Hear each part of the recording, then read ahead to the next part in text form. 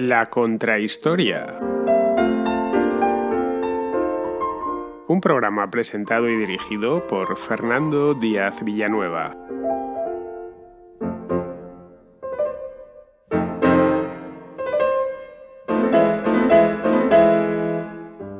Su nombre oficial fue Pandemia de Gripe de 1918, pero todos la conocen, al menos fuera de España, como Gripe Española, o también Gripe Española de 1918. Lo cierto es que no hubo ninguna gripe española ni antes ni después, de ahí que decir Gripe Española de 1918 sea ligeramente reiterativo, ya que solo existe, repito, fuera de España. En España nunca se la conoció así por razones obvias y fáciles de entender. Se la conoce como Gripe Española o Spanish Flu en inglés. Bien, esta gripe, no llamémosla española, llamémosla gripe del 18, que es la manera más exacta de conocerla, porque ni siquiera apareció y se originó en España. Esta gripe se debió a un virus denominado H1N1, un subtipo del virus de la gripe común, especialmente letal este subtipo, que a lo largo del último siglo ha ido reapareciendo de manera intermitente con brotes, eso sí, muy localizados en distintas partes del mundo. La última vez que se le vio por aquí fue con motivo, lo recordaréis, la gripe porcina. Esto fue en el año 2009, aunque ha habido pequeños brotes en otras partes del mundo desde entonces. En 1918 no fue localizado, fue algo pandémico, infectó a unos 500 millones de personas en todo el mundo. El mundo estaba mucho menos poblado que ahora, no lo olvidemos, incluyendo a poblaciones que estaban no aisladas por completo, pero sí semi-aisladas de, por ejemplo, lugares de los archipiélagos del Pacífico o perdidas en Siberia o en zonas polares. Para que nos hagamos una idea de este impacto, que fue, ya digo, un impacto bestial, en 1918 el mundo contaba con una población estimada de aproximadamente unos 1.800 millones de personas. Hoy somos unos 7.600. Es decir, que la gripe española o la gripe del 18 afectó a aproximadamente un tercio de la población de la época. Ojo, es como si ahora mismo, con los 7.600 millones de personas que hay, se enfermasen de gripe, algo así como 2.000 millones, una cosa así, más o menos 2.000, 3.000 millones de personas.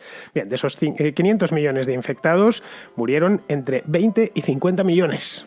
Ya son bastantes, como podéis ver, por causas relacionadas directamente con el H1N1. Ojo, cuando doy la cifra os he puesto una horquilla tan grande porque es que los especialistas no se han puesto de acuerdo. Aún así, algunos incluso lo llevan hasta los 100 millones de víctimas mortales. Esto la convirtió, tomando la parte baja de la horquilla o la parte alta, la convirtió en una de las epidemias más mortíferas en valores absolutos de toda la historia de la humanidad. La gripe española tuvo además una peculiaridad que la hizo única. Brotó en la fase final de la Primera Guerra Mundial, el último año de guerra, 1918, lo que provocó que las autoridades de los países beligerantes ocultasen a la opinión pública el alcance de la epidemia, por razones obvias, por miedo a que eso hiciese estragos en la moral de la tropa. La moral de la tropa y no solo, también en la moral de la retaguardia, que era tanto más importante. Esta es la razón por la que esta epidemia se denominó gripe española. España en aquel entonces era un país neutral, no combatió no tomó partido de ninguna manera en la Primera Guerra Mundial y la prensa no estaba sometida a censura, por lo que los primeros que informaron, los primeros periódicos que informaron de los casos de gripe, de esa gripe del H1N1, fueron los periódicos españoles. Aquí en España, en 1918, se le dio toda la cobertura mediática a esta gripe que fue necesario. Eso llevó a muchos a creer que el origen de la enfermedad había sido España, pero no, de España no había salido. Los científicos aún se siguen preguntando de dónde provino y no han conseguido saberlo. Lo que sí se sabe es que la guerra no ayudó precisamente a detener el contagio, más bien todo lo contrario. La falta de higiene, la malnutrición en las trincheras, el estado en el que estaban los hospitales de campaña ya al final de la guerra, estaban atestados todos ellos, fueron una manera en la que este virus minúsculo se valió para contagiarse a todas las personas que pudo. Esto evidentemente contribuyó, el hecho mismo de la guerra, de manera decisiva a expandirla luego por el mundo cuando los soldados volvieron a su casa. Bien, pues hoy en la contrahistoria vamos a regresar a 1918, hace prácticamente un siglo, y a estudiar con detalle aquel brote tan virulento de gripe, hipervirulento de gripe, que duró 3 años, de enero de 1918 a diciembre de 1920, y que puso el crespón negro a la Primera Guerra Mundial.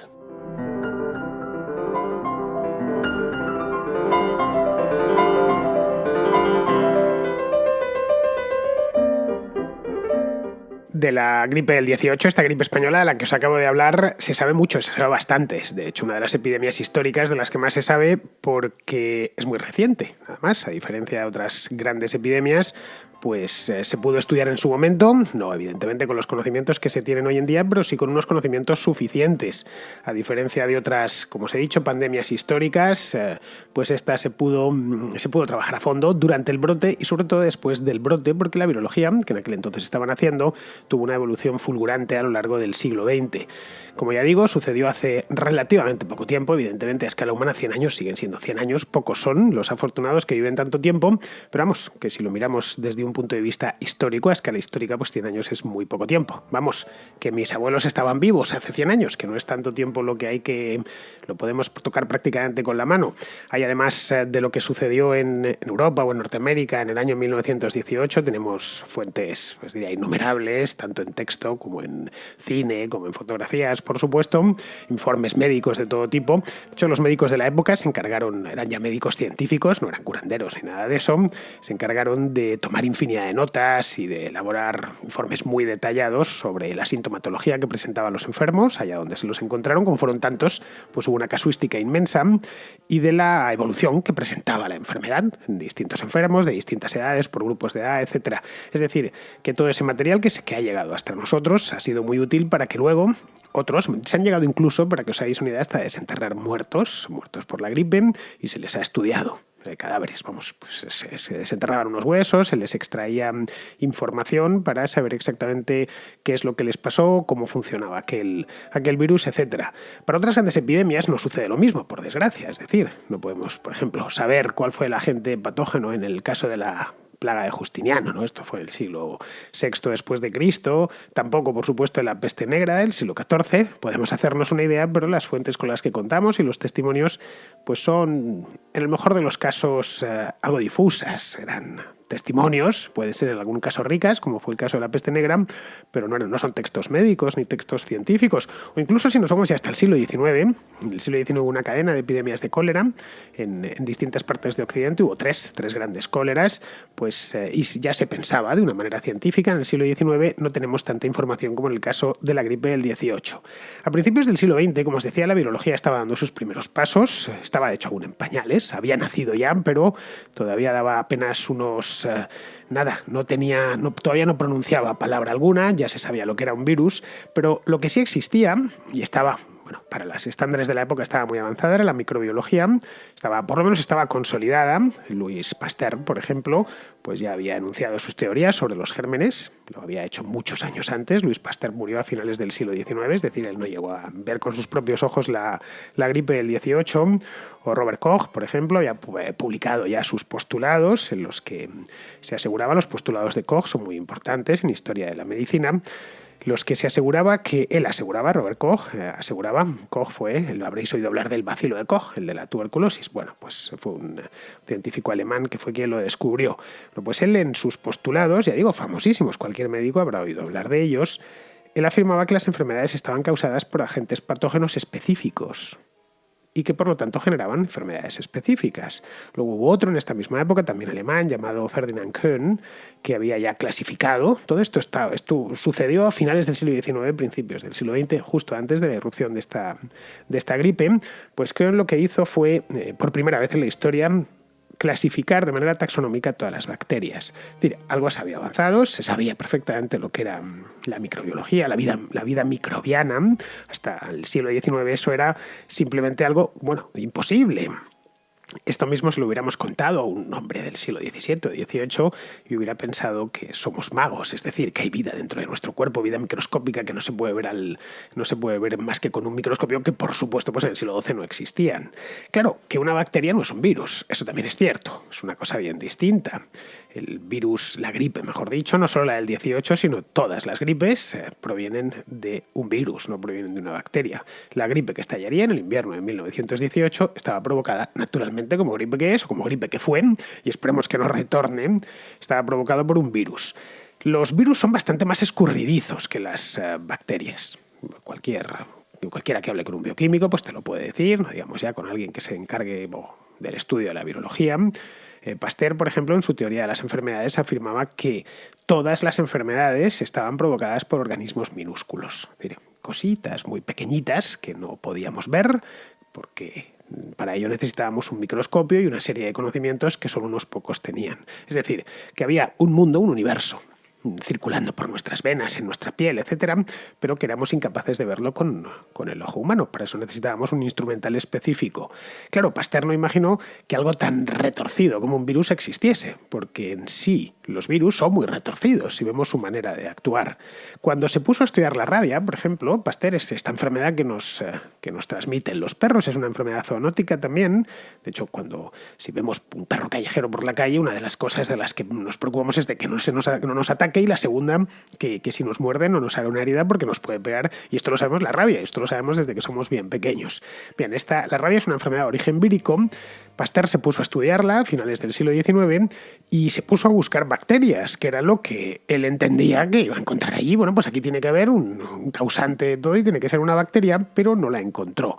Esto le debió generar mucha desazón a Pasteur, pero no se echó para atrás. Él pensó en aquel momento que simplemente no tenía un microscopio lo suficientemente grande, que las bacterias estaban ahí, pero él era incapaz, por problema instrumental, de verlas. Su microscopio, en definitiva, no daba más de sí, pero estaba el agente patógeno, es decir, la bacteria en cuestión, estaba ahí. Este misterio que pudo observar Pasteur y otros tantos biólogos de la época, esto expolió la curiosidad de otros científicos, especialmente de los de la última década del siglo XIX, que se pusieron a investigar en serie, de una manera, una tras otra, todas las enfermedades que no habían encontrado bacteria que las causase, que son unas cuantas. Es decir, había enfermedades como la fiebre aftosa, por ejemplo, que se sabía que no se habían encontrado las bacterias causantes, los agentes patógenos que os decía. Y se pusieron a buscar, a ver dónde está la bacteria aquí, pero no hacía acto de presencia. Y así fue como entre varios científicos de varios países, por cierto, el descubrimiento de los virus no se puede atribuir a una sola persona, sino a varias. Entre ellos pues estaba, por ejemplo, el holandés Martinus Beijerinck, que fue uno de los más importantes, o el inglés Frederick Twort, o otro también muy importante, que era ruso, se llamaba Dmitry Ivanovsky. Pues entre estos y unos cuantos más que iban investigando, cada uno de ellos en sus laboratorios, los científicos a finales del siglo XIX ya estaban en red. Es decir, que los descubrimientos que hacía un tipo en Alemania o en Holanda o en Francia automáticamente quedaban, por regla general, quedaban a disposición de toda la comunidad científica. Esto permitió que los avances fuesen más rápido, porque uno había observado una cosa y otro observaba otra, ponían en común lo que habían descubierto cada uno de ellos y a partir de ahí pues se saltaba al siguiente paso. Esta manera de actuar la siguen empleando los científicos actuales y que nos dure, porque es una de las grandes armas que tienen los científicos para seguir avanzando en el conocimiento, que es poco menos que infinito.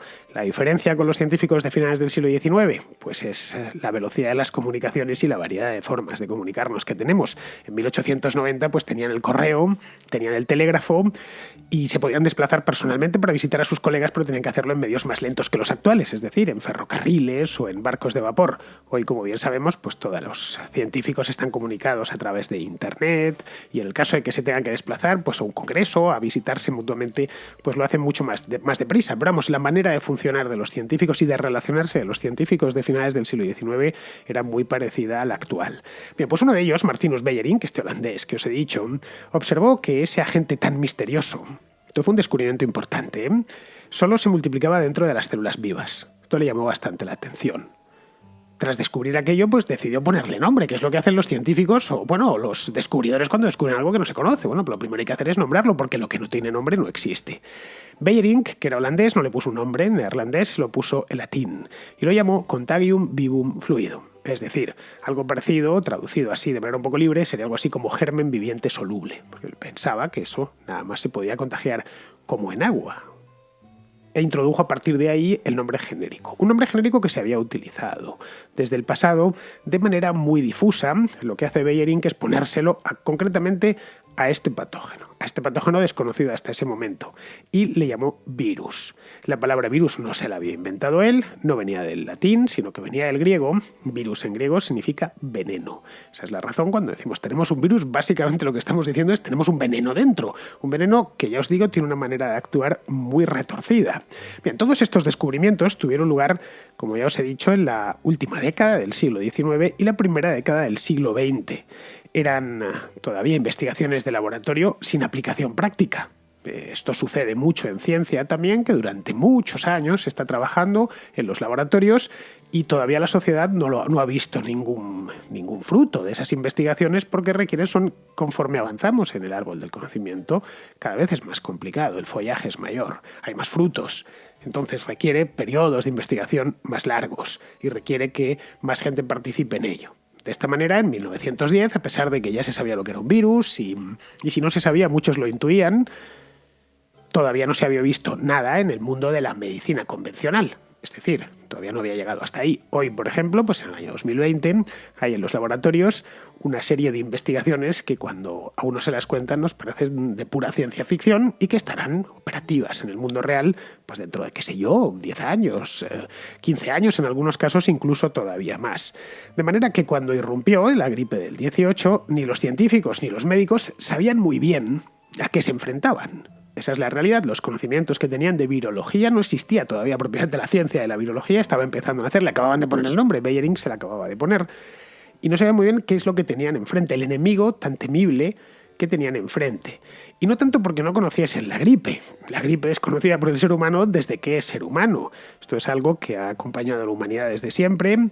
Y bien, pues más o menos hemos aprendido a combatirla de una manera individual. Todos sabemos cuando alguna vez hemos pillado la gripe, cuál es la manera de curarse, y si no encontramos la manera de curarnos, pues ya los seres humanos nos hemos ido muriendo a causa precisamente de esta gripe. Claro que hasta la aparición de la microbiología, los avances médicos de los siglos XIX y XX, la gente moría por un montón de causas, de hambre, de un montón de enfermedades que no tenían, por supuesto, cura. Por lo tanto, en concreto esta enfermedad típicamente invernal, como era la gripe, pues era una más. Ni siquiera, ni muchísimo menos la peor. Claro, puestos a agarrar una gripe o a agarrar la lepra, pues cualquier europeo del siglo X o del siglo XV hubiera preferido, mucho antes agarrar la gripe, de la que sabía que, mientras no fuese muy mayor, podía salir bien librado. Pero bueno, la idea es que la gripe se conocía y para eso estaban preparados. Lo que no estaban preparados era para un desafío similar. Es decir, una gripe tan violenta, tan contagiosa y tan mortífera como aquella.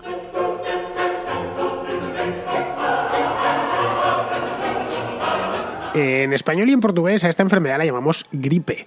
Creo que no hace falta que os lo diga porque aquí todos somos hispanohablantes y el que no es hispanohablante de nacimiento pues lo es de adopción, pero bueno, todos sabemos que a esto lo llamamos gripe, que es un término que tomamos del francés gripe, igual que en español, pero con 2 P's. Y a su vez los franceses lo habían tomado del alemán antiguo. La palabra gripe se utiliza también en el alemán moderno. En Alemania dicen, y en Austria y en Suiza dicen tanto gripe como dicen influenza. Es decir, utilizan ambas, pero bueno, el alemán común y corriente, el de la calle, se sigue utilizando gripe para referirse a esta enfermedad.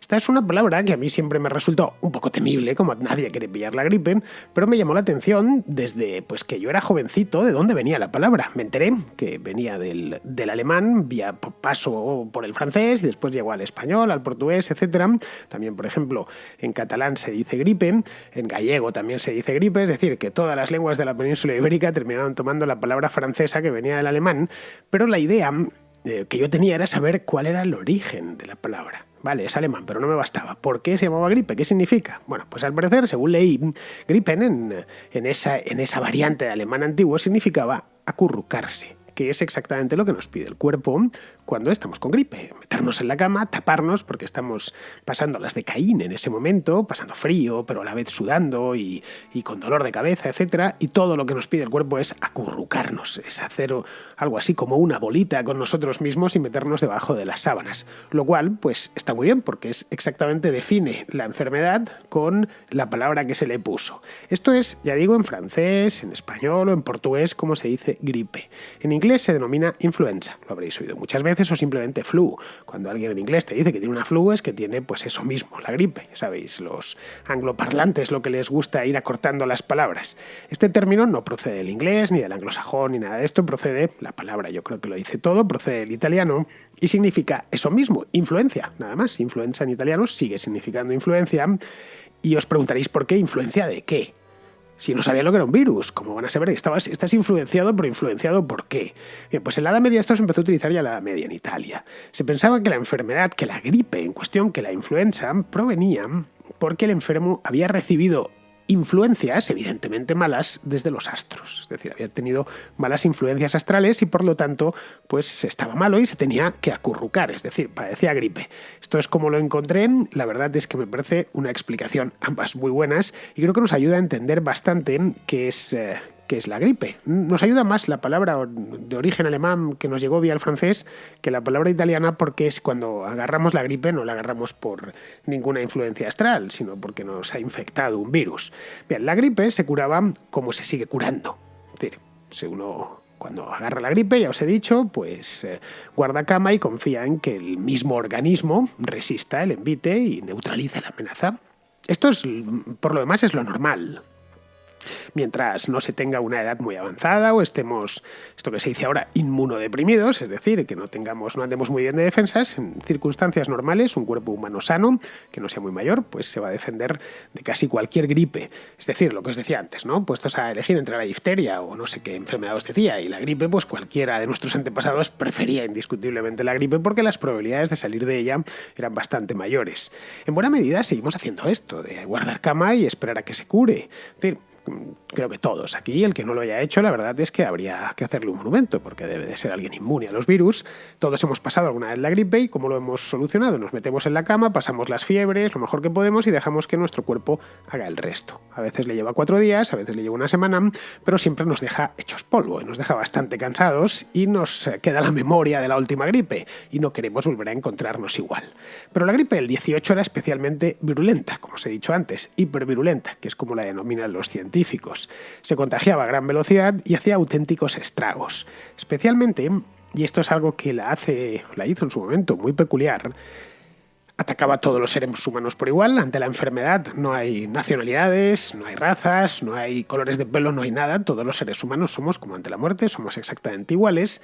Pero las enfermedades distinguen un poquito, como os decía antes, en función de la edad. Es decir, hay enfermedades que nos tumban con mucha facilidad a los 80 años y que en cambio con 25 las resistimos sin ningún problema. Y la gripe es una de ellas. Afecta siempre más a los mayores que a los jóvenes. Esa es la razón por la cual desde que se inventó la vacuna contra la gripe estacional, pues la gente mayor, por lo menos en España lo hace, mayor, es decir, mayor de 65, de 70 años, acude al ambulatorio a que le vacunen precisamente para que la gripe del siguiente año pues no se los lleve por delante. Bien, todavía no existía la vacuna contra la gripe en 1918 y una de las peculiaridades, como os decía, es que afectaba mucho a los jóvenes. Es decir, se llevó muchísimos jóvenes por delante. Los médicos de la época, acostumbrados a tratar gripes, no habían visto nada igual. Eran además médicos, que estaban en aquel momento muy confiados. Ya digo, eran médicos científicos, no muy distintos a los del año 2020. Un médico del año 1920 y uno de 2020, lo único que cambian es en sus conocimientos. El de 2020 tiene a su disposición muchos más conocimientos médicos, pero su filosofía y su manera de actuar era exactamente la misma. Gracias a los avances científicos que se habían producido de manera además muy dinámica en las décadas precedentes del siglo XIX, el mundo entró en la Primera Guerra Mundial con la medicina más avanzada de la historia, eso sin ninguna duda. Avances de todo tipo, avances en la vacunación, por ejemplo, que había aparecido a finales del siglo XVIII y había avanzado bastante en el XIX. La alimentación era indiscutiblemente muchísimo mejor en 1914 de lo que había sido un siglo antes con las guerras napoleónicas y sobre todo la higiene. Una de las grandes revoluciones del siglo XIX fue la higiene, algo tan sencillo como la higiene. Y ahí tuvo mucho que ver la microbiología. Si había un universo que habitaba nuestra piel, pues lo suyo es que ese universo estuviese lo más desprovisto posible de esos agentes patógenos, es decir, de esos bichitos minúsculos que no podemos ver a simple vista y que nos pueden hacer la vida imposible e incluso pueden llevarnos al otro barrio. Bueno, pues la higiene, a partir de, sobre todo, la segunda mitad del siglo XIX, la higiene, por ejemplo, posibilitó que la muerte durante los partos descendiese de manera radical, especialmente a partir de 1850, y que en general mejorasen las condiciones de vida y que la gente enfermase menos y que una vez estaba enferma no se terminase muriendo. Lo vemos, por ejemplo, en cómo descendieron drásticamente las tasas de mortalidad a lo largo entre 1850 y 1910. Vemos cómo se elevó de manera significativa la esperanza de vida en ese mismo periodo. Estoy hablando en países occidentales, no os puedo decir en el Congo porque no hay estadísticas al respecto, pero las que tenemos de los países europeos, de Norteamérica y algunos países de Hispanoamérica, en todas coinciden. La tasa de mortalidad baja y la esperanza de vida sube. Los humanos del año 1914, es decir, nuestros bisabuelos o nuestros tatarabuelos, al menos ya digo, los seres humanos de Occidente, vivían más, vivían mejor que sus antepasados. Y eso les generaba mucha confianza. Y los propios médicos de la época, como os he dicho antes, estaban muy confiados. No contaban, evidentemente, con el desarreglo general que iba a ocasionar la Guerra Mundial, que puso el mundo patas arriba, especialmente el continente europeo. Poniendo de paso a prueba, esta guerra puso a prueba muchísimas cosas a título casi filosófico, pero concretamente y económico también. Concretamente en medicina, puso a prueba todos los conocimientos médicos de la época. Situó al límite el conocimiento científico de la época, incluido el conocimiento médico, biológico, etc. También lo hizo, por ejemplo, en otras ciencias como la física, por supuesto también como la química, pero en esto no diremos que lo revolucionó completamente, pero se dieron grandes avances porque empezó a llenarse los hospitales de heridos, por ejemplo. Porque la gripe del 18 ocasionó que los hospitales se llenasen de una variante de gripe que era completamente desconocida y que hubo que empezar a investigar. Pero bueno, a finales del año 1917, cuando la guerra ya estaba en su recta final, ellos no lo sabían, evidentemente. Ellos veían que llevaban ya 3 años y medio de guerra, que aquello no se le veía el fin, no sabían si iba a durar hasta el 19, hasta el 20, o si iba a pasar Europa en guerra pues los siguientes 20 años, no tenían ni idea, eso les generaba bastante desesperación. Pues en aquel momento, a finales del 17, médicos franceses y británicos informaron en privado, esto por supuesto no se informó en prensa, informaron que habían detectado en los hospitales militares, cercanos a las trincheras, una variante de gripe especialmente letal. Esta es la primera constancia que tenemos, por lo menos constancia documental que tenemos de la gripe del 18. Ya como os digo, ya veis, unos meses antes. Ese invierno la guerra marchaba bien para los aliados, pero claro, marchaba bien a costa de un gasto de dinero desaforado y además pues a costa de cientos de miles de vidas y de tener los hospitales llenos de heridos. Durante las grandes ofensivas de la Primera Guerra Mundial en el frente occidental, grandes ofensivas que costaron millones de muertos, léase el caso de Verdún o del Somme, pasaban por los hospitales militares durante un solo día, llegaban a pasar 100 y 120.000 personas. De ahí los derivaban a hospitales ya en el interior, en la retaguardia, en capitales, algunos los enviaban a casa. Muchos heridos de la batalla terminaban de morir allí, otros se curaban, pero tras largos tratamientos, en los que a menudo pues salían tullidos, con miembros amputados, salían ciegos, sordos, con la piel abrasada o directamente locos. Una de las consecuencias más perdurables en la generación, esta generación maldita que tuvo que combatir en las trincheras fue eso, que muchos salieron completamente desequilibrados por el terror y las penurias que habían tenido que pasar allí. Las trincheras, de hecho lo hice hace no mucho, quizá algo más, 3 años, creo, hice una contrahistoria sobre la Primera Guerra Mundial, la tenéis en el archivo, que se llama así, La máquina de picar carne, y es que fueron eso mismo, fueron una picadora de carne humana. Cuando se producía una ofensiva, todo sucedía muy rápido, poco que conozcamos un poquito la Primera Guerra Mundial y la guerra de trincheras, cómo funcionaban. En cuestión de horas, todo se llenaba de pilas de cadáveres por todas partes y los servicios sanitarios no daban abasto. Muchos morían en el acto, otros agonizaban en la tierra de nadie porque les caía un obús encima que les arrebataba una pierna o un brazo y se desangraban allí mismo. Otros conseguían ser evacuados hasta detrás de sus líneas y allí se les atendía. Es decir, que durante la batalla se moría mucho, pero se moría más o menos rápido.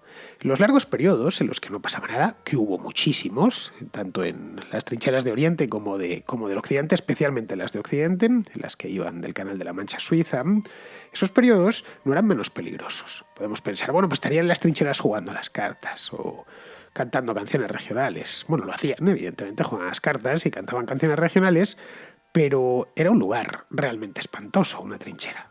Era un lugar en el que no se estaba bien. En principio había sido, aunque sobre todo los alemanes más que los aliados llegaron a hacer trincheras de lujo, con salones, incluso se llegó a encontrar un piano en una de las trincheras alemanas, hacían unas salas para oficiales que eran de obra, con cemento y demás. Lo normal es que la trinchera fuese algo semi-improvisado, además las líneas no era solo una, eran 3 líneas de trincheras, la primera de ellas era la peor de todas, era un lugar húmedo, plagado de ratas, en el que los soldados pasaban frío, se alimentaban mal, y por lo tanto pues enfermaban con frecuencia. Eran comunes las enfermedades. Esto los generales y los oficiales lo sabían, pero poco podían hacer. La guerra se había configurado así, este era el modo de hacer la guerra en el mundo moderno. A principios del siglo XX era algo que ellos mismos no habían sabido ver previamente, pero que se lo encontraron. Por lo tanto, asumieron desde el primer momento que esa máquina de picar carne, además de acabar con los soldados tiroteados por el enemigo, por una ametralladora, un arma de nuevo nueva, pues también iban a estar enfermando continuamente. Ahora bien, la disyuntiva era clara. O enfermaban en la trinchera y tenían alguna posibilidad de salvarse, o se exponían a una muerte segura nada más salir de ella.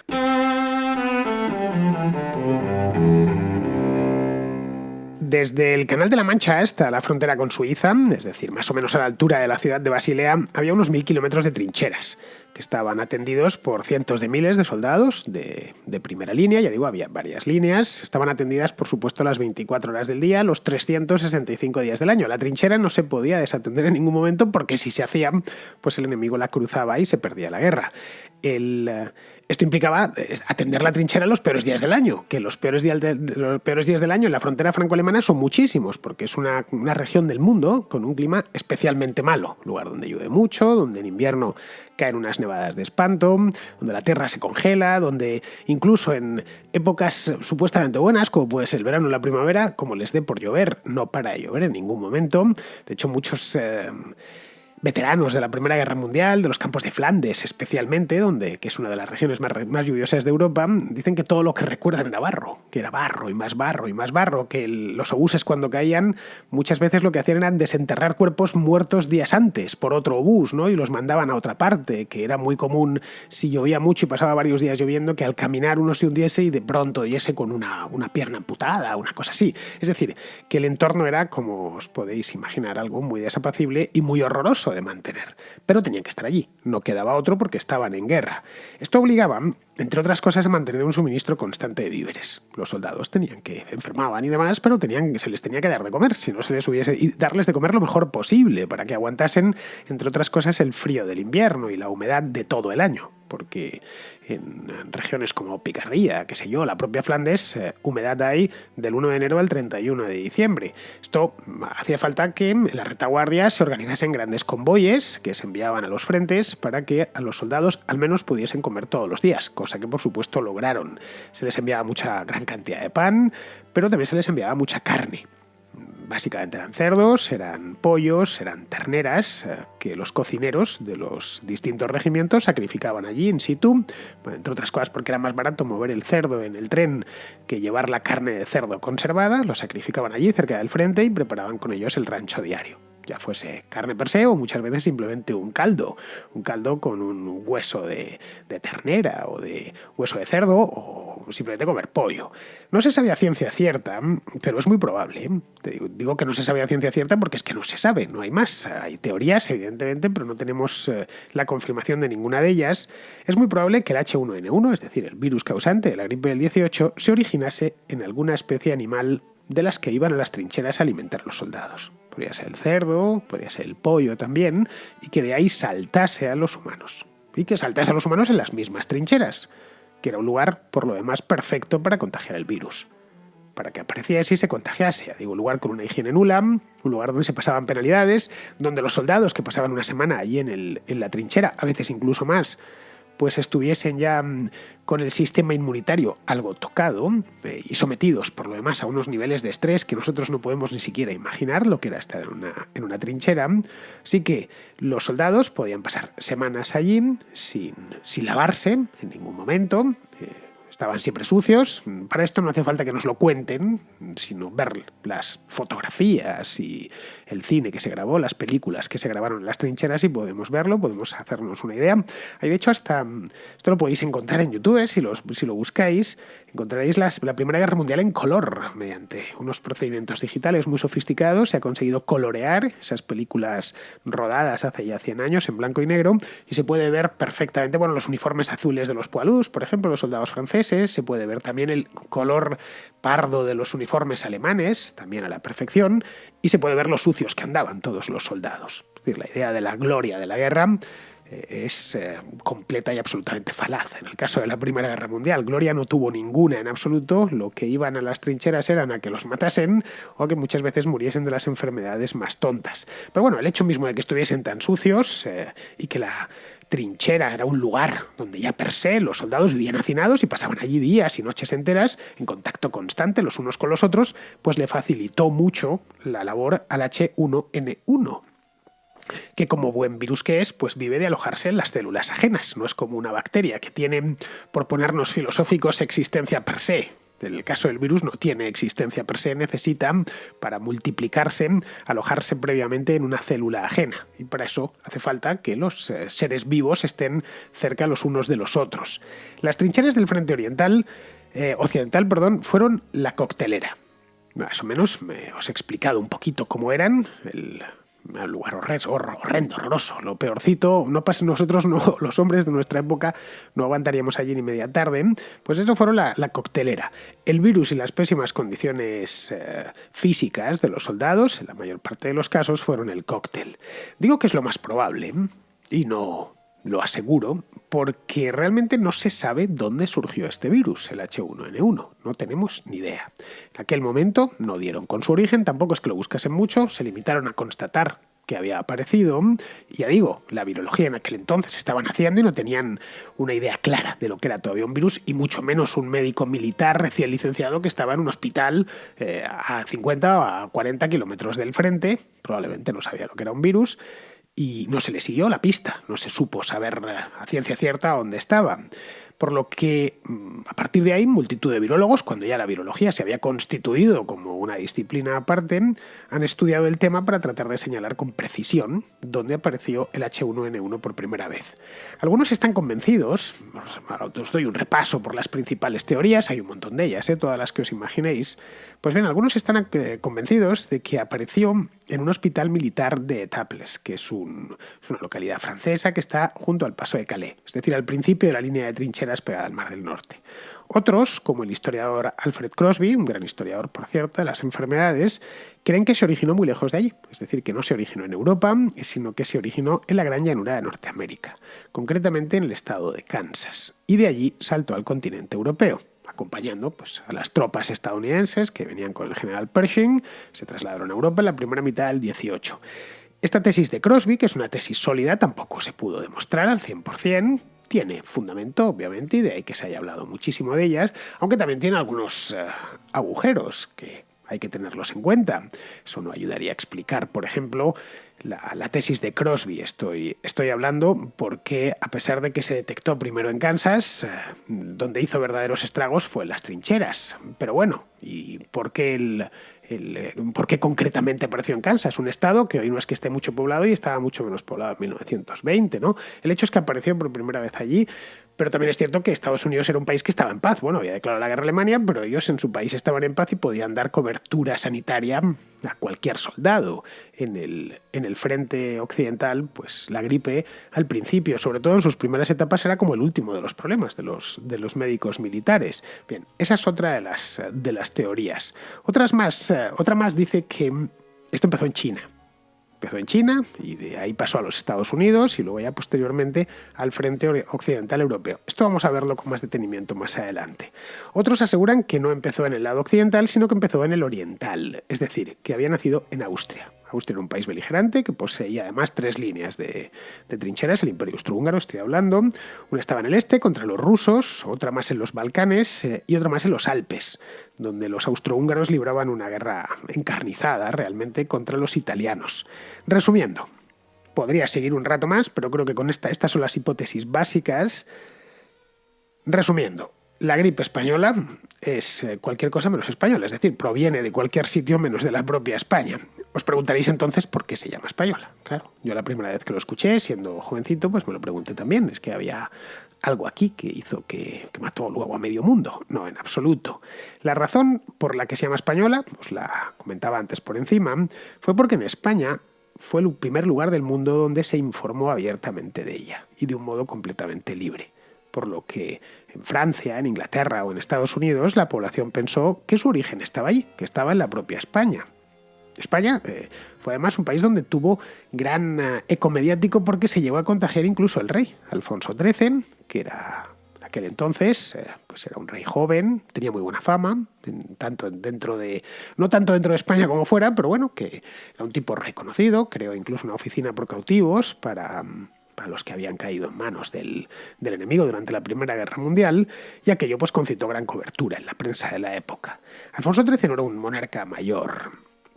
Era un hombre joven, tenía en aquel entonces 34 años y que, bueno, pues evidentemente por ser el rey de España se benefició del mejor tratamiento posible, por lo que salió bien librado de aquella gripe y pudo seguir reinando pues hasta el año 1931.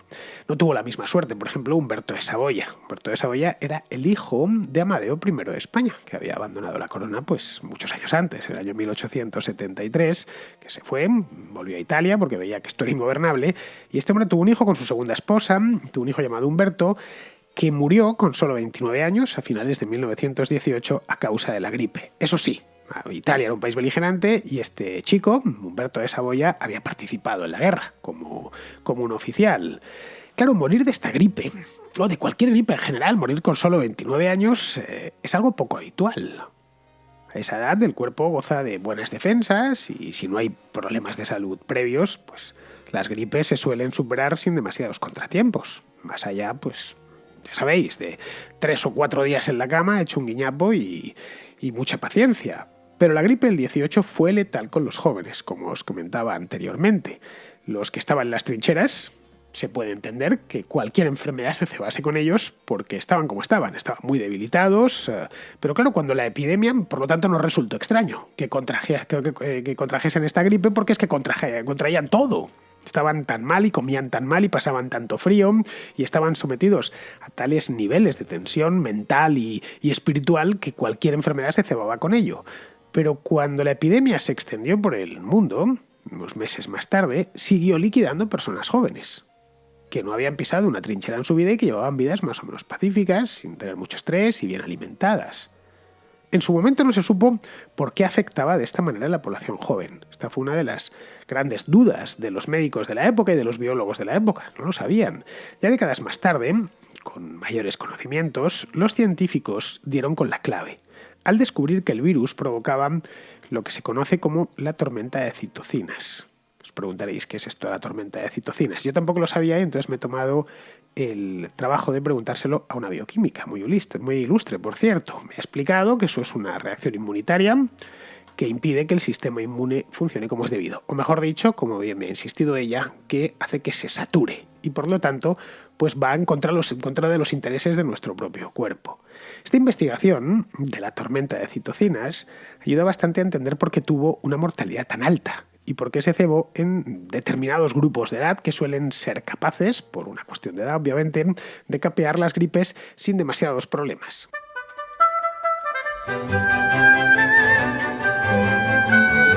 Si a las tormentas de citocina le sumamos las tormentas de obuses, entendemos bien por qué se difundió a una velocidad tan rápida. Es decir, una tormenta, la bioquímica, con la otra tormenta, la bélica, se juntaron en las trincheras, en el frente occidental, y dieron lugar a que en apenas unos meses lo que habían sido unos casos concretos que fueron detectados por estos médicos franceses y británicos en algunos hospitales de retaguardia, se convirtió en una infección que arrasó con las tropas aliadas, pero no solo aliadas, también saltó las trincheras. Las trincheras era difícil saltarlas con vida.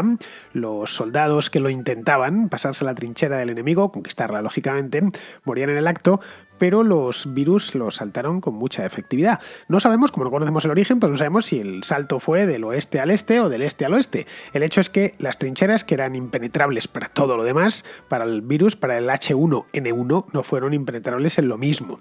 El H1N1, como todos los virus de la gripe, se transmite por el aire, se transmitía por el aire. Cada vez que un infectado tosía o estornudaba, cientos de miles de partículas con su virus incorporado quedaban ahí en el aire, a esperar a que otro pues la respirase y automáticamente quedaba infectado. En otra época, esto se hubiese tratado de una epidemia localizada. Es decir, hubiera afectado a esa región de Europa, Flandes o, qué sé yo, Estrasburgo y alrededores, cualquier zona de trincheras concreta. Pero no hubiera pasado de allí, no hubiese salido de allí, lo hubiera tenido más complicado. Pero la guerra y los avances de los transportes de aquella época hicieron que pronto estuviese en todos los rincones del mundo. Y cuando digo todos los rincones del mundo, digo todos los rincones del mundo. La gripe del 18 alcanzó los confines más ignotos del planeta. Hasta, como decía al principio del programa, hasta poblaciones de archipiélagos prácticamente aislados del Océano Pacífico se vieron afectados por la gripe española. Es decir, creo que solo hubo un par de excepciones. Una de ellas fue la isla de Santa Elena, que está perdida en el Océano Atlántico Sur, y otra de ellas unos islotes que hay en el delta del río Amazonas, en Brasil, pero que evidentemente pues no llegaba nadie desde fuera. Durante todos esos años seguramente no llegó nadie. En 1918 se podía cruzar Europa sin demasiados problemas, de extremo a extremo, en 2 o 3 días, mediante el ferrocarril. Recordemos lo que tardó Lenin en llegar desde Zúrich hasta San Petersburgo. La navegación a vapor ya estaba completamente generalizada en 1914-1915 y esto permitió que los océanos se achicasen. Y no solo por la velocidad de los vapores, que alcanzaban, incluso los más lentos alcanzaban sin problemas los 15 o 16 nudos constantes, sino que aportaban mucha certidumbre a la navegación. Los barcos a vapor no dependían del viento, simplemente, por lo que las travesías se podían programar con gran precisión. Es decir, que si un vapor salía hoy de la ciudad de Nueva York, por ejemplo, pues a los 10 días, como muy tarde, exactos, estaba entrando en el puerto de Southampton. Incluso podía ser menos, y de hecho a veces era menos porque el tiempo era bueno, el viento era favorable en este caso, incluso en la navegación a vapor a motor el viento también cuenta un poquito, es decir, llevar el viento de popa o que te dé proa, y el barco era rápido, había unos cuantos vapores, especialmente los de guerra, que eran mucho más rápidos que los mercantes, pues poco como sucede ahora mismo. Esto no había sucedido hasta la navegación a vapor nunca en la historia de la humanidad. Uno navegaba cuando había viento a favor y no había que darle muchas más vueltas. Eso por no hablar de los rodeos que implicaba la navegación a vela, que uno tenía que seguir esas autopistas de viento que hay en los océanos y no podía no ir contra él, sino evitar esa misma autopista. Si quería ir desde en América a Europa, pues tenía que subir hasta los 35 o 40 grados norte y a partir de ahí dejarse empujar por los alisios. Y la ida pues se hacía mucho más al sur. En el caso de la navegación a vapor evitó esos trámites e hizo que todo se comunicase a mucha velocidad. Y ojo que no habían todavía irrumpido los aviones como en nuestra época, pero ya era un mundo que se comunicaba de manera muy veloz y que estaba muy interconectado entre sí. La guerra trajo consigo grandes movimientos de personas, como todas las guerras. Básicamente soldados que acudían al frente o que regresaban de él. Bastaba con que, ojo, no estamos hablando de miles de personas, bastaba con que uno de ellos, nada más, obtuviese un permiso, cosa que se concedían pues cientos a diario en ambos bandos. Un permiso para volver a su pueblo porque había estado sirviendo en el frente durante X meses, los que le impusiese el regimiento en el que estaban, para volver a su pueblo, aunque fuera solo estar allí unas semanas, para que se recuperase un poco y descansase, y esto se hacía comúnmente. Pues bastaba que llegase infectado para que a partir de ahí infectase a decenas de personas, todas las de su entorno. En otra época, ese soldado nunca hubiese vuelto a su pueblo hasta el final de la guerra, nunca hubiese abandonado el teatro de operaciones. En la Primera Guerra Mundial era bastante común. Pero claro, en la Primera Guerra Mundial, no lo olvidemos, la primera de línea de frente, esta primera que estaba delante de los enemigos, era tan exigente y tan dura y tan fastidiosa para el que le tocaba servir ahí, que los soldados no pasaban en ella mucho tiempo. No pasaban, rara vez pasaban más de una semana o 10 días.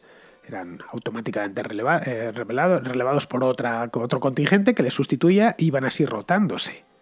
Así que, Tras salir de la primera línea, pasaban a la retaguardia, no necesariamente volvían a su pueblo natal, pero iban a una capital, por ejemplo a París, o volvían a Berlín o a alguna ciudad, y allí pues se divertían o se curaban las heridas de la guerra, las heridas mentales más que las físicas, y luego ya volvían a primera línea.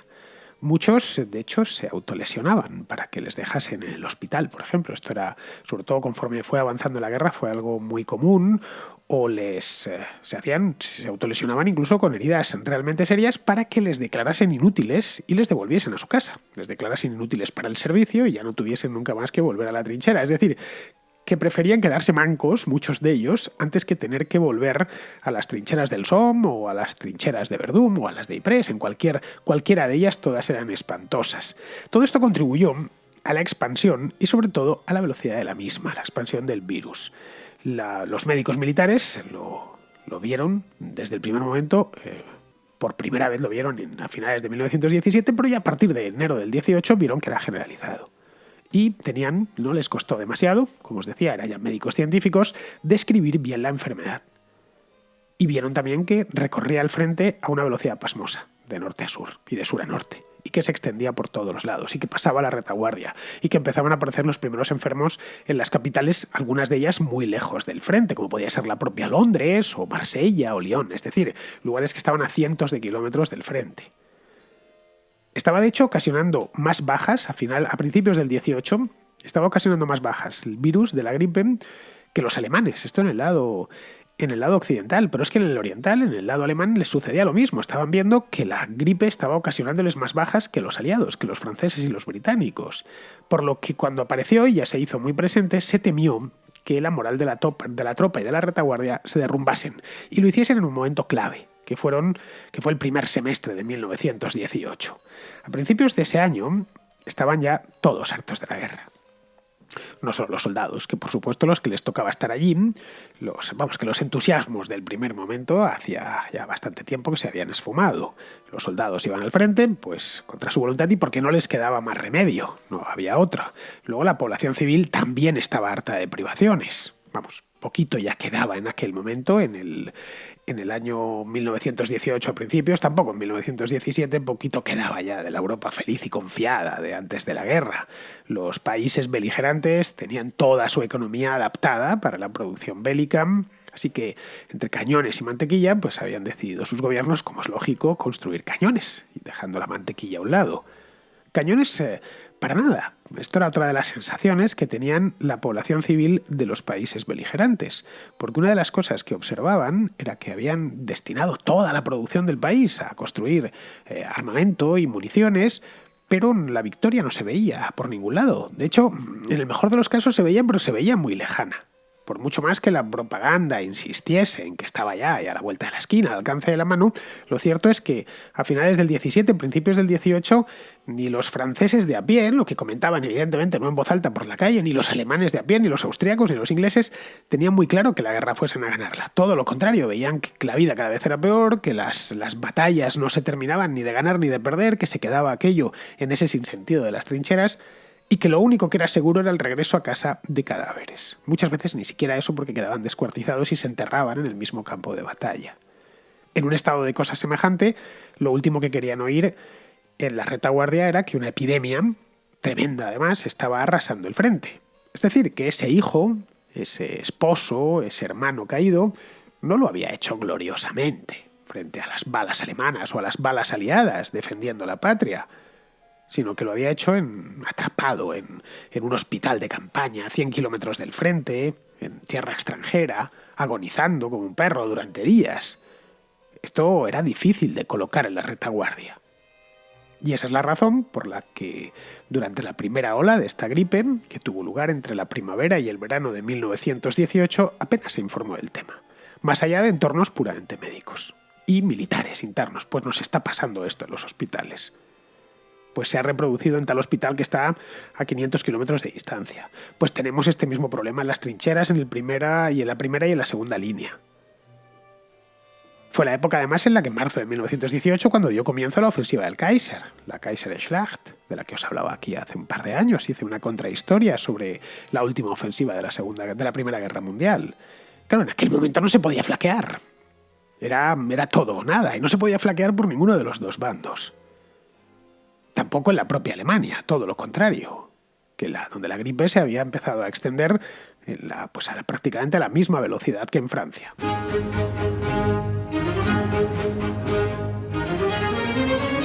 Esta primera ola fue la menos mortífera de las tres. Podría pensarse al contrario, que en una epidemia de gripe que tuvo 3 olas seguidas durante un lapso de año y medio, la primera fue la peor de todas y a partir de ahí ya el virus, se fue desgastando. No fue el caso de la gripe del 18. En la primera hora, por cada 1.000 personas que se infectaban, morían aproximadamente 5 o 6, es decir, una tasa de mortalidad del 5 o 6 por 1.000. Una cosa más o menos aceptable, teniendo en cuenta que la gripe común, estacional, viene a tener una tasa de mortalidad de entre el 2 y el 3 por 1.000. La segunda ola, que llegó con el otoño de 1918 y ya al final de la guerra, no olvidemos, la guerra acabó a las 11 horas del día 11 del mes 11 de 1918, el 11 a las 11, nunca mejor dicho, el 11 a las 11 del mes 11. Fue el día en el que se produjo, no la paz, pero sí se produjo el armisticio. Pues justo cuando se produjo el armisticio, también hablé de esto, del final de la Primera Guerra Mundial, en otra contrahistoria, por si los habituales lo recordáis. Bueno, pues en aquel momento estaba en plenitud la segunda ola de la epidemia de gripe, y esta fue muchísimo más devastadora. La mortalidad en esta segunda ola se disparó hasta el 25 por 1.000, y en algunas zonas incluso fue más lejos. Y así se mantuvo ya hasta finales de año, hasta más o menos finales de diciembre, principios de enero de 1919. Pero no sería la última ola. La tercera ola, después bajaron tanto los contagios como las muertes a lo largo del primer semestre de 1919 y reapareció en el verano de 1919, ya en todas partes del mundo, cuando ya se había globalizado por completo la epidemia, y arrojó tasas de mortalidad muy altas, de entre el 10 y el 12% por 1.000. Y durante esta fase se mantuvo durante varios meses. La mortalidad, evidentemente, se cebaba con las personas mayores o inmunodeprimidas, pues las víctimas tradicionales de las gripes, es decir, los octogenarios que tenían problemas de salud o que andaban con el sistema inmunitario un poquito perjudicado. Eso era evidente y con eso se contaba. Pero la clave era que estaba haciendo una escabechina, como ya os he comentado antes, entre los jóvenes, especialmente en la segunda ola, cuando los soldados fueron desmovilizados y enviados a casa. Ya a partir del mes de noviembre y diciembre de 1918 no tenía sentido tener movilizadas a millones de personas, se quedó el ejército, pero la mayor parte de los grandes contingentes que estaban en las trincheras se abandonaron y poco a poco se fueron desmantelando. Todos volvieron a su casa, en Inglaterra, en Escocia, en Francia, en Italia, ya todos los países beligerantes pues volvieron a la vida normal, dentro de lo que cabe. Evidentemente, en 1919 hubo en Europa cualquier cosa menos una vida normal. Bien, pues todos estos soldados desmovilizados se volvieron a casa y esto afectó muchísimo a las poblaciones de retaguardias lejísimas, como por ejemplo la isla de Irlanda, que es cuando llegan los soldados irlandeses que habían estado prestando servicio en Francia y vuelven a la isla de Irlanda, es cuando se extiende por allí, y afectaba muchísimo a los que tenían entre 25 y 45 años, como ya os he comentado, hubiesen o no hubiesen luchado en la Primera Guerra Mundial. Muchos de ellos, de hecho, no habían pisado jamás una trinchera, ni siquiera habían sido movilizados. Y tenían buenos sistemas inmunitarios y estaban bien alimentados y no habían pasado penurias. De hecho, en la gripe del 18 murió más gente con 30 años que con 60 años. Esta es una de las particularidades de esta gripe. Hubo más víctimas con 30 años de edad que con 60 y que con 65 años de edad. La tasa de mortalidad, según se ha calculado después, con los datos obtenidos entonces, rondó aproximadamente el 3 por 1.000, aunque en eso evidentemente hay opiniones. Ya digo, en esto, como os he comentado antes del origen, también tenemos escuelas y tenemos tesis de los especialistas. No se ha llegado, por ejemplo, a un acuerdo sobre el número total de víctimas mortales. De ahí que tengamos una horquilla, como os comentaba al principio, tan amplia. Los más conservadores consideran que mató a unos 18 o 20 millones de personas. Ya digo, los más conservadores. De hecho, para mucha gente es la cifra oficial. ¿Cuánta gente murió de la gripe española del 18? 20 millones, por redondear. Otros creen que llegaron hasta los 50 millones de personas. Y algunos especialistas elevan la cifra hasta los 100 millones. Los que se conocen directamente, las cifras, entre comillas, oficiales, más o menos documentadas, más luego un montón de ellas que no se documentaron de ninguna manera, pero que son posibles. El debate, evidentemente, continúa porque Aunque disponemos de mucha información de esta epidemia, como os decía al principio, lo cierto es que al ser tan global, y fue muy global, estuvo en todas partes, hay áreas del mundo en las que apenas se estudió, más allá de constatar algunos casos. Hay que sumar también el hecho de que durante el primer año imperó la más estricta censura en todo lo que tenía que ver con esta gripe. No se podía hablar de ella, simplemente. Hasta el armisticio, que fue en noviembre de 1918, y la gripe ya llevaba cabalgando por toda Europa y por medio mundo desde el mes de enero. Incluso, si nos atenemos a los primeros informes, desde antes, llevaba un año. Pero no se pudo decir nada de ella. O se hablaba, pero en petit comité, es decir, se hablaba a título privado, pero no se publicaba nada serio en los periódicos. En la segunda ola, que ya coincidió con el armisticio, y ya se pudo informar libremente, o más libremente a partir de aquel momento, ya no había un enemigo al que batir, los biólogos pudieron compartir información entre ellos con mucha más libertad. Tanto entre los propios biólogos aliados como los propios biólogos aliados y los alemanes y los que habían estado trabajando sobre lo mismo en Alemania o en Austria. Los científicos seguramente estaban deseando hacerlo. Bueno, vamos a ver qué es lo que está pasando en el otro lado, que hasta ahora estábamos completamente desconectados. Quizá por eso la primera de las olas fue oficialmente la menos mortífera. Eso habría que planteárselo así, en comparación con la segunda y la tercera. Ya he dicho que resulta un poco extraño que tuviese una mortalidad tan alta en la segunda y tan relativamente baja en la primera. No sé, simplemente en la primera pues no se consignaron todos los casos y al estar todavía en plena contienda, las prioridades de los médicos eran otras, lo cual es perfectamente comprensible, como evitar muertes por septicemia o atajar gangrenas apuntando un miembro. Eso era el trabajo básico en un hospital de campaña en la Primera Guerra Mundial. No era curarse de la gripe.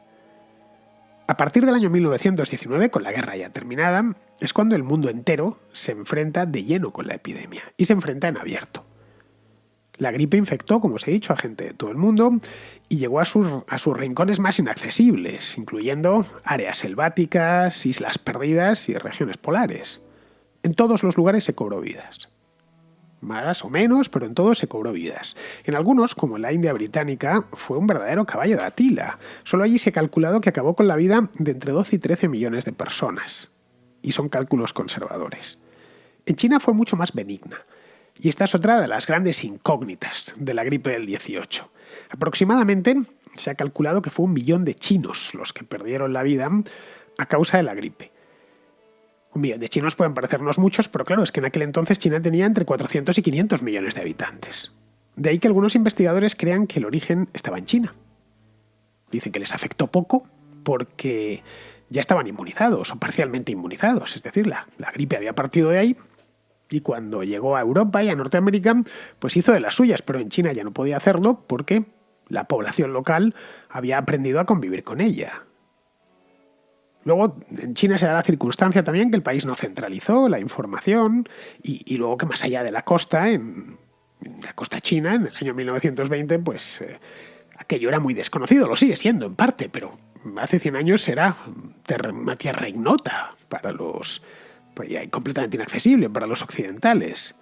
Sí sabemos, por ejemplo, que en Japón afectó a 23 millones de personas, sobre unos 55 millones que tenía las islas, mejor dicho, de población en aquel entonces. Es decir, que afectó más o menos al 40% de la población y murieron unas 350.000 personas. Es decir, que tendría una tasa de mortalidad muy baja en Japón, un 1,5%, que tenemos otro de los problemas. Son, como vemos, muy pocos muertos. Quizá muchos murieron de H1N1, es posible en Japón, pero se atribuyó su muerte a otras causas, que también es posible. Aquí tendríamos que volver al caso español, que es uno de los más ilustrativos. España era un país cercano al frente occidental, pero que no peleaba en aquella guerra. Los primeros casos en España se detectaron en mayo de 1918, es decir, justo en plena ofensiva del Kaiser. Se la denominó en un primer momento en España fiebre de los 3 días. Os preguntaréis por qué. Bueno, se le llamó así porque se pensaba que era un catarro de carácter leve que duraba solo 3 días.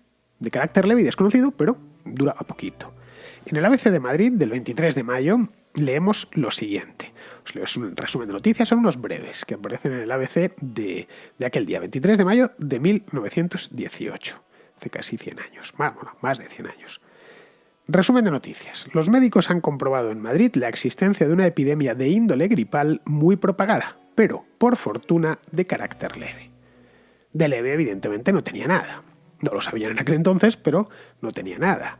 Afectaba a todos los rangos de edad y se cebaba con los jóvenes, que hasta ese momento se habían sentido a salvo de la gripe, o al menos de la cara más amarga de la gripe. Confiaban, como os comentaba, pues en pasarla como habían pasado otras gripes a lo largo de su vida. Me meto en la cama, calentito, y que nadie me moleste, me acurruco, como dice la etimología de la palabra gripe. Aquí no bastó con acurrucarse. Los jóvenes de 25, de 30 o de 35 años se los llevaba igual. En España, además, luego hay otra particularidad y es que se podía informar sin problema, todo lo que los medios considerasen conveniente. Y el país en aquel entonces poseía, no era un país atrasado, ni un país del tercer mundo, ni nada de esto, ni un país salvaje como podían ser, pues qué sé yo, ciertos lugares del interior de África. No, en absoluto, estaba perfectamente globalizado. Comunicado con ferrocarril, con los países vecinos y, bueno, país occidental como cualquier otro. Poseía un sistema sanitario digno de tal nombre, con sus hospitales, sus consultorios, sus casas de socorro. Había médicos, no curanderos. Había biólogos que estaban al tanto de todos los avances de la microbiología. Se enseñaba en las facultades españolas. De hecho, Ramón y Cajal había sido un médico español, había sido biólogo español, había sido premio Nobel de Medicina poco antes. Y se conocían, bueno, pues se aplicaban, se hacía ciencia como en cualquier otro lugar de Europa. Vamos, tanto a nivel nacional como local, esto provocó mucha atención. La prensa siguió puntualmente la evolución de la enfermedad, algo que despertaba mucha atención entre los lectores de periódicos, como siempre sucede. En esto, como pudimos ver con lo del coronavirus, no hemos cambiado ni una coma. Es decir, no hay cosa que más pánico nos provoque que una epidemia que va a acabar con nuestra vida, por razones fáciles de entender. En ciudades como Madrid, donde se encontraba buena parte de la comunidad científica del país, se le dio un seguimiento exhaustivo. Aquí estaban las facultades de Madrid, estaban las facultades de medicina, de biología, etc. Y había más. La cantidad de científicos por habitante era mayor que en otras partes del país. Lo mismo sucedía, por ejemplo, en ciudades como Valencia, como Barcelona, como Sevilla, las grandes capitales. En Madrid, por ejemplo, observaron que se cebó con la población joven de entre 15 y 35 años. Algo similar sucedió en otras ciudades, como Valencia o como Vigo. En esta ciudad la enfermedad acabó con la vida de 3.000 personas, que era el 10% de la población de Vigo de aquel entonces, que eran unos 30.000 aproximadamente. En España la gripe del 18, otra de las peculiaridades de los estudios que se hicieron entonces y que se han hecho posteriormente, es que afectó especialmente a la capital, a Madrid, y a las ciudades del norte, y mucho menos a las del sur y a las Canarias. No se sabe, quizá por la temperatura, aunque bueno, en otras zonas del mundo que eran cálidas afectó mucho. También supongo que influiría que en aquel entonces, hace un siglo, el norte de España era económicamente más activo y sus ciudades industriales concentraban a muchísima población. Y tenía mucho más fácil el virus moverse en una ciudad como Madrid o como Bilbao o como la propia Vigo que hacerlo en lugares más rurales o ciudades menos densamente pobladas. Otra de las cosas que se observaron en España fue que en muchos casos había, aparte del virus, agravamiento bacteriano. Es decir, que el enfermo contraía el virus y enfermaba, y luego otros agentes patógenos le terminaban ya de dar la puntilla. Así, pues lo que en principio tenían una cosa leve, pues una gripe sin más, se complicaba bastante. La famosa enfermedad de los 3 días, como os decía. Y se terminó convirtiendo en una guadaña que se llevó unas 200.000 vidas en España. Aproximadamente el 1% de la población de la época, que en aquel entonces era de unos 21 millones de habitantes. La mortalidad en España rondó el 5 por 1000, es decir, algo superior a la gripe normal, pero por debajo del promedio europeo, que rondó entre el 8 y el 10 por 1000. España, a fin de cuentas, era un país en paz, no había sufrido las penurias de la guerra, ni los desastres, no había tenido que enterrar una generación entera de jóvenes, afortunadamente. Los hospitales no estaban llenos de heridos de guerra y el Estado, que por cierto había ganado bastante, permaneciendo en la neutralidad, disponía de medios para luchar contra la epidemia. Tampoco había escasez de comida en la España de 1918 o 1919. Esto, evidentemente, el caso español, en el que me he detenido, nos lleva a replantearnos cifras como las chinas, que os decía antes que eran muy pocos, que son realmente bajas. Pero allí parece ser que la La enfermedad pues no inquietó mucho a las autoridades y los números que nos ha arrojado son pequeños. Algo similar sucedió en Rusia, que tan pronto como salió de la Guerra Mundial, se metió en la Revolución de febrero y octubre y luego en la Guerra Civil. Los bolcheviques además no les interesaba mucho, ignoraron la enfermedad, la gripe, que evidentemente estuvo en Rusia, pero no le dieron mucha importancia, porque tenían asuntos más importantes que atender. Algunos especialistas han indicado que en Rusia golpeó con menor fuerza porque parte de la población ya estaba inmunizada. Habían padecido un brote de gripe muy severo a finales del siglo XIX, entre 1889 y 1890, y eso había hecho que varias generaciones de rusos que estaban con vida 20 años más tarde, pues les pillase inmunizados. El subtipo de virus, eso sí, la gripe rusa se le llamó, la de 1889, era diferente. Esto nos hemos enterado después ya. No era el H1N1, sino el H3N8. Pero vamos, la hipótesis está ahí, realmente no lo sabemos muy bien. En otras partes de Europa, en cambio, hizo auténticos estragos, como en Francia, país beligerante y donde se informó por primera vez del tema. Fue, como os he dicho, en esos campos, en esos hospitales de campaña en el lado francés. Allí costó casi 500.000 de vidas. El impacto, evidentemente, como os podéis imaginar, fue grandísimo, pero no tanto como si algo así ocurriese hoy. Me explico.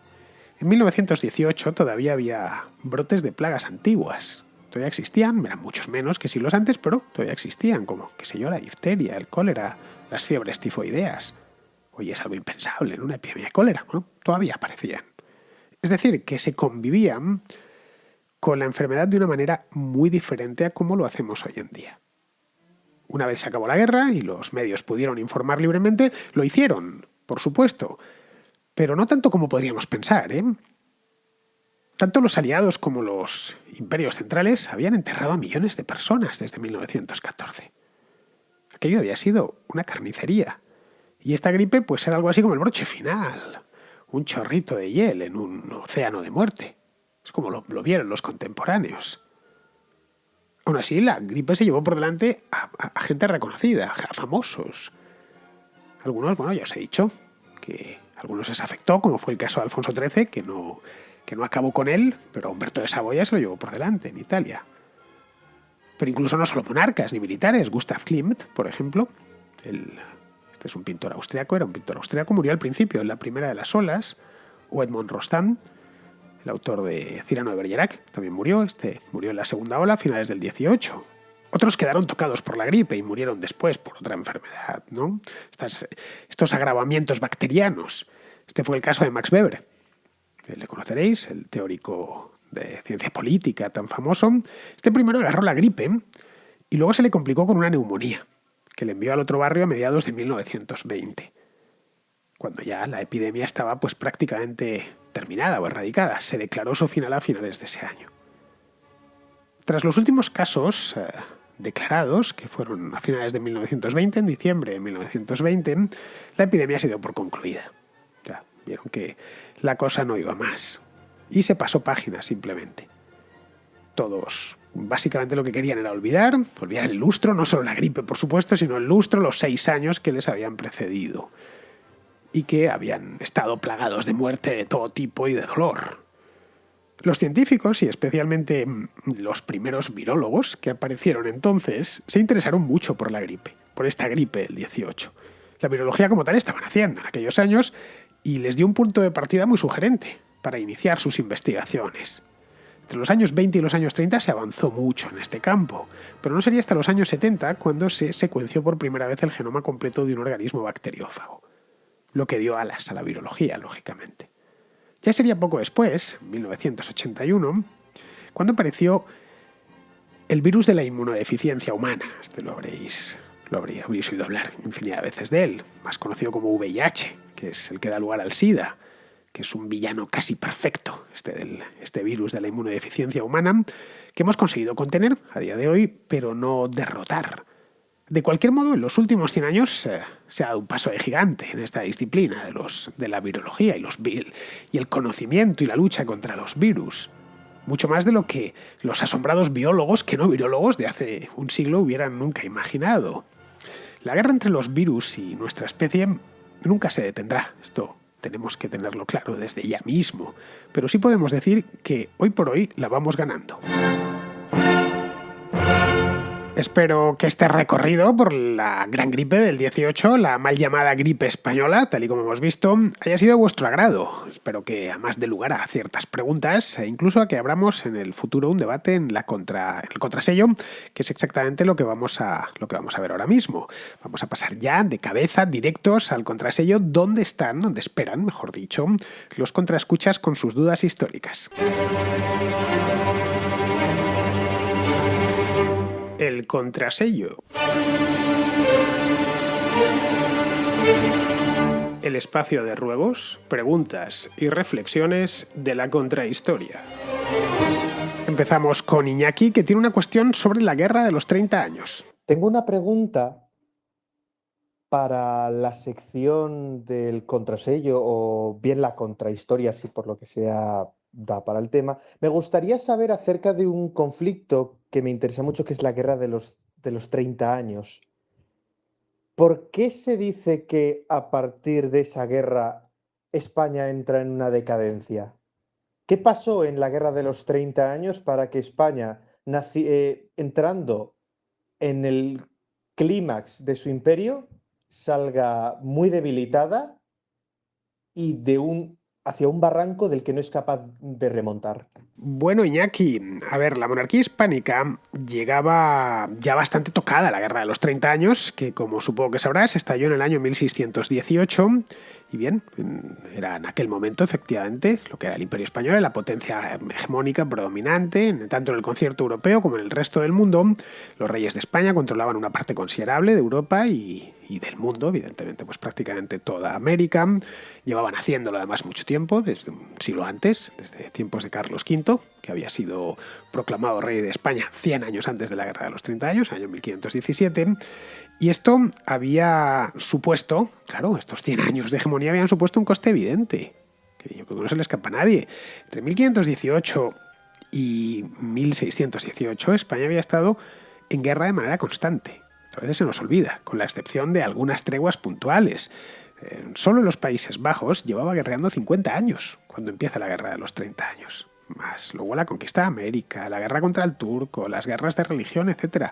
Es decir, que lo que es España no llega en su mejor momento. Y luego, en el curso de la guerra, tiene que enfrentarse a prácticamente toda Europa, con la excepción de Austria y Baviera, que son los dos únicos aliados que tiene. Tras la firma de la Paz de Westfalia, esto fue en 1648, España siguió guerreando todavía, 11 años más contra Francia, hasta la Paz de los Pirineos de 1659. Aquello evidentemente pues trajo desgaste y un dispendio muy considerable, por lo que al terminar todo el reino estaba medio arruinado y con problemas serios para defender sus propios dominios. Se juntó también la crisis del siglo XVII, una crisis general de toda Europa. La guerra constante durante especialmente la primera parte, aunque también durante la segunda, que fue la época expansiva francesa con Luis XIV. A eso sumar el enfriamiento del clima, un ligero enfriamiento que ocasionó pues, todo tipo de desarreglos, como pérdida de cosechas, extensión de enfermedades, etc. Aún así, a pesar de todo, de la guerra de los 30 años y de Luis XIV y de todo, los Habsburgo españoles consiguieron mantener la práctica totalidad de sus dominios europeos hasta el siglo XVIII, hasta entrado el siglo XVIII, cuando los perdieron de una atacada tras la guerra de sucesión. Evidentemente, ese fue un coste muy alto, el que tuvieron que ir pagando los sucesivos reyes de España durante 2 siglos. Y es por eso que se habla de decadencia. La población, efectivamente, especialmente en Castilla, descendió y con ello lo hicieron los recursos disponibles para el rey. La guerra de los 30 años, en definitiva, fue más que una apuesta del rey de España, fue de la familia Habsburgo, como tal, de la de Viena y de la de Madrid, que se saldó con su derrota, al tiempo que emergían en aquel mismo momento pues, los Borbones franceses, de la mano de Richelieu y del propio Luis XIV. Bien, seguimos con César, de Ecuador, que nos comenta un aspecto sobre las teorías del descubrimiento de América. Hola Fernando, acabo de escuchar tu contrahistoria en la que hablas sobre las distintas teorías sobre el descubrimiento de América. Me llamó la atención la parte de Japón porque yo soy ecuatoriano y aquí se hizo famoso durante un tiempo las conexiones que habían entre la cultura Valdivia y la cultura Jomón de Japón. La cultura valdivia desarrolló la cerámica mucho antes que cualquier otro pueblo en América, y han habido diversas teorías en que vinculan estas dos culturas, la de Jomón en Japón y la de Valdivia en Ecuador. Han habido documentales al respecto e incluso se trató de señalar las semejanzas físicas entre los pobladores de la península de Santa Elena y los pobladores de ciertas áreas de Japón, que supuestamente son los herederos de la cultura Jomón. Hay, por decir, evidencias que señalan que podría haber sido así, pero no pasan de eso. Me parece un dato importante que señalar en esta contrahistoria, y que creo que se te pasó por alto en esa parte específica de la contrahistoria. Pues muchas gracias, César. No conocía yo esto que me comentas, es algo, como bien nos has explicado, muy localizado en Ecuador, y por lo tanto, pues como no lo conocía, no te puedo decir nada ni opinar al respecto, pero vamos, que el mismo tipo de cerámica, esto es importante remarcarlo, aparezca en dos lugares muy distantes, como es el caso de Japón y las costas ecuatorianas de antes de la llegada de Pizarro y demás, pues no es sinónimo de que se hubiesen producido contactos previos, en absoluto. Puede tratarse de una afortunada casualidad que la historia está repleta de ellas. Pues tanto los japoneses como los indígenas de preincaicos o de Sudamérica, pues eran seres humanos. Luego, no es de extrañar que hiciesen cosas parecidas en algunos momentos. A ver, recuerda que los mayas construyeron pirámides sin que nunca en ningún momento tuviesen contacto alguno de nada, con los, más son en momentos diferentes, con los antiguos egipcios. Bien, seguimos con Guillermo y ya terminamos, que quiere echar unas flores sobre Alberto Garín y que yo me limito a darle curso. Un saludo, Fernando. Te mando esta nota para el contrasello, y es que después de haber escuchado a tu amigo Alberto Garín por aquí, se me va a hacer bastante difícil no tenerle, porque la verdad es que da verdadero gusto escuchar sus análisis sobre la historia. Lo que te quería pedir es si se podría hacer un equivalente, digamos, de lo que hace Pizarro en las contracrónicas, pero con Alberto en los contrasellos. Supongo que no sería yo el único que agradecería mucho algo así. Me hago cargo de que es un hombre ocupado, seguramente sea muy difícil, y de que también resumir cualquier tema histórico en cosa de 1 o 2 minutos es algo bastante difícil. En cualquier caso, sea o no posible esto, te pediría que le trasladaras mi agradecimiento por el tiempo que nos ha prestado en estas dos últimos contrahistorias, y en las anteriores que hizo contigo. Yo personalmente espero volver a verle pronto por aquí, o escucharle, mejor dicho. Un saludo a los dos y hasta la próxima. Pues mira, Guillermo, a Alberto Garín le tenemos una vez al mes, siempre y cuando esté en España, cosa que no sucede siempre. Pasa 4 meses al año en Guatemala, pasado 1 ahora a lo largo del mes de febrero, y volverá a irse a lo largo de nuestro verano. Luego tiene de vez en cuando viajes de tipo profesional y las vacaciones, como es lógico. Ya sabes, Alberto también necesita descansar y de hecho se aparta del mundanal ruido de vez en cuando y va a sitios como Bavia, que es esta comarca en León, es un lugar muy apartado y que a él le encanta. Pero bueno, el resto del tiempo está en España, no en Madrid, pero sí muy cerca, en Segovia, y se deja caer por la contrahistoria. La semana pasada estuvo por aquí una vez al mes, más las contrahistorias en directo que haremos a través de mi canal de YouTube, y lo haremos a partir del mes que viene. Así que creo que vamos a tener este año una sobredosis de Alberto Garín, de lo cual yo estoy encantado. Muy bien, pues con esto, queridos amigos, ya damos por concluida la contrahistoria de hoy y yo os emplazo a que regreséis por aquí mañana.